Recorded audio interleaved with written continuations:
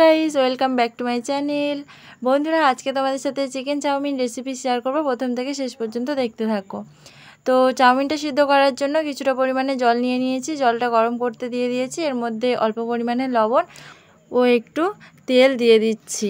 কারণ তেলটা দিচ্ছি এই কারণে যে চাউমিনটা যাতে না জড়িয়ে যায় সিদ্ধ হয়ে যাওয়ার পরে, তার জন্যই। জলটা খুব সুন্দর গরম হয়ে গিয়েছে। এর মধ্যে এবার চাউমিনগুলো দিয়ে দিচ্ছি। এর মধ্যে একটা কথা মনে রাখতে হবে, সেটা সবথেকে গুরুত্বপূর্ণ। তাহলে বেশিক্ষণ কিন্তু চাউমিনটা সিদ্ধ করা যাবে না। 5 থেকে 7 মিনিট এর মধ্যেই তুলে নিতে হবে, না হলে খুব নরম হয়ে যাবে এবং চাউমিনটা তখন আর ভালো হবেই না একদমই।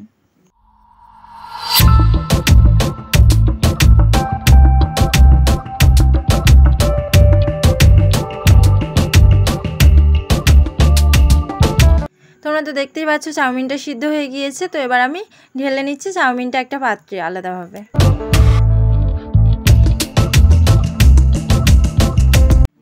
এখন কিছুটা পরিমাণে বিনস কেটে নিয়েছি, সেটাও জলের মধ্যে দিয়ে দিয়েছি। এবার ওইটা খুব সুন্দরভাবে ধুয়ে নেব। এর মধ্যে আরও কয়েকটা ভেজ দিতে হবে, সেগুলো কেটে নিচ্ছি আস্তে আস্তে। তো তোমরা দেখতে থাকো।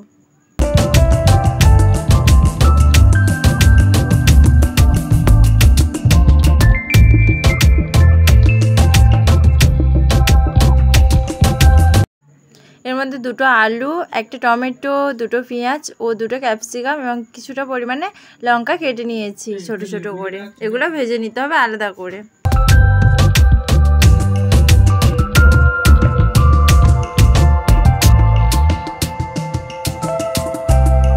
500 বোনলেস চিকেন নিয়েছিলাম এবং সেগুলো ছোট ছোট করে কেটে নিয়েছি। এর মধ্যে এবার কিছু অল্প পরিমাণে হলুদ ও লঙ্কার গুঁড়ো, কিছুটা লবণ দিয়ে সমস্তটা মিক্সড করে প্রেসারে দিয়ে একটা সিটি দিয়ে নিতে হবে। এর বেশি সিটি দিলে তো এটা বেশি সিদ্ধ হয়ে যাবে, তার জন্য একটাই সিটি দেবো।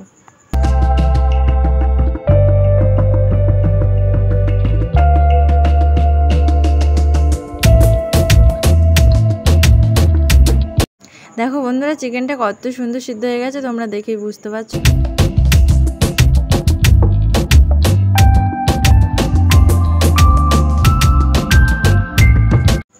এরপর চাউমিনে দেওয়ার জন্য সমস্ত উপকরণগুলো আলাদা আলাদা করে ভেজে নিচ্ছি। তোমরা দেখো, সেগুলো আর বললাম না।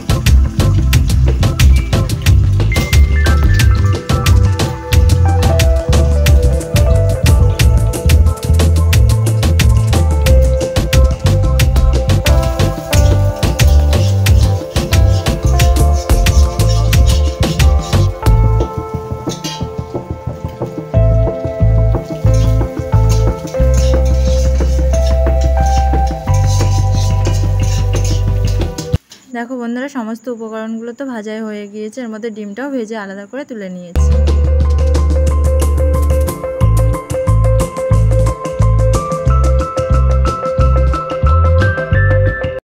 কড়াইতে তেল দিয়েছিলাম, দিয়ে তার মধ্যে আদা রসুনের পেস্ট দিয়েছিলাম। তবে আদা রসুনের পেস্টটা খুবই অল্প পরিমাণে, না হলে তো এর গন্ধটা চাউমিনে হয়ে যাবে আর খুব বাজে লাগবে তখন, তার জন্য। আর যে সিদ্ধ করা চিকেনটা ছিল সেটা এবার তেলের মধ্যে দিয়ে দিচ্ছি, দিয়ে ভেজে নেব খুব সুন্দর করে।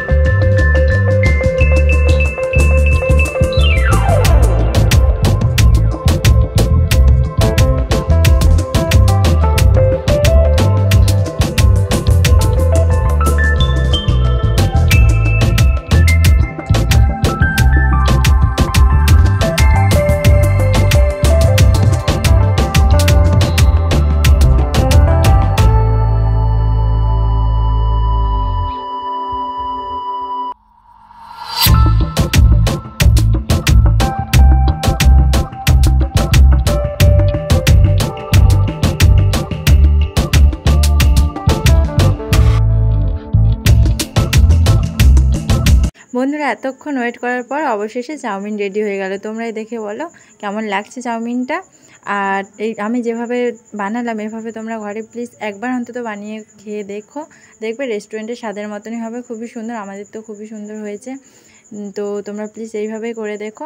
আর ভিডিওটা যদি ভালো লেগে থাকে প্লিজ লাইক কমেন্ট শেয়ার করো। আর নতুন বন্ধু যদি ভিডিওটা দেখে থাকো প্লিজ চ্যানেলটা সাবস্ক্রাইব করে আমার পাশে থেকো। তোমাদের সবাইকে আমার পক্ষ থেকে অফুরন্ত ভালোবাসা।